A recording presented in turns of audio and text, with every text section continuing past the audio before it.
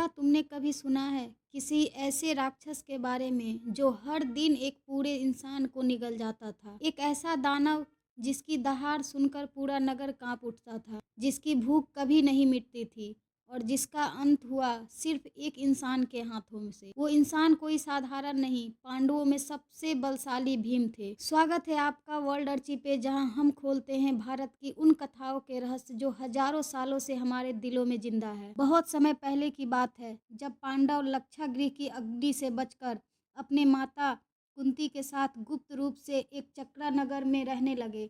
यह नगर बाहर से तो शांत दिखता था, लेकिन इसके अंदर छिपा था एक ऐसा भय जो हर रात लोगों के सपनों तक में उतर आता था। लोग दिन में काम करते लेकिन रात को डरते हुए सोते, क्योंकि नगर के बाहर एक घने जंगल में रहता था बाकासुर।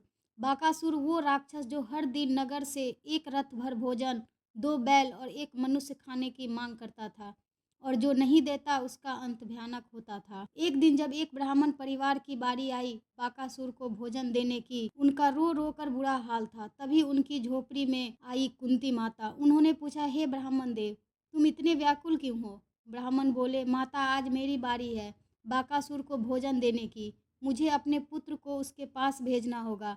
कुंती ने कहा, चिंता मत करो, आज मेरे पुत्र भीम जाएगा उस राक्षस के पास। ब्राह्मण चौंक उठा, माता, वो तो मृत्यु का द्वार है, कोई वहां से लौट कर नहीं आया। कुंती मुस्कुराई, मेरा पुत्र साधारण नहीं, वह वायु भीम है, वह धर्म की रक्षा करेगा। अगली सुबह भीम एक विशाल रथ में भोजन, बैल और आवश्यक वस्तुओं के साथ निकल पड़ा। पूरा नगर उसे देख रहा था। किसी को विश्वास नहीं था कि वो लौटेगा। जंगल के उस अंधकारमय हिस्से में जहां सूरज की किरणें तक नहीं पहुंचती थी, वहां थी बाकासुर की गुफा। भीम ने जैसे ही रथ रोका, वह हंस पड़ा। देखो कितना भूखा है यह राक्षस, उसने सारा भोजन खुद ही खा लिया। हर निवाला खाकर बोला, ये सब उस दानव के पेट में नहीं, धर्म की शक्ति में जाएगा। अचानक धरती हिलने लगी। गुफा के भीतर से निकला बाकासुर, लाल आंखें, विशाल शरीर और आवाज मानो बिजली गरज रही हो। वह गर्जना करता हुआ बोला, मूर्ख दानव, तूने मेरा भोजन खा लिया। भीम शांत स्वर में बोला, हाँ, मैंने खाया। अब अगर भूख लगी है तो आजा, मैं भी देखता हूँ तेरी भूख कितनी गहरी है। बाकासुर ने क्रोध में हमला किया, पैरों को उखाड़ फेंका, धरती कांप उठी, लेकिन भीम अडिग खड़ा रहा। भीम और बाकासुर का युद्ध शुरू हुआ। पहले आघात में जंगल हिल गया। भीम ने अपने गदा जैसे हाथों से राक्षस को धराशायी किया। बाकासुर ने उठकर उसे जकड़ लिया, लेकिन भीम ने अपनी वायु शक्ति से उसका पकड़ तोड़ दी।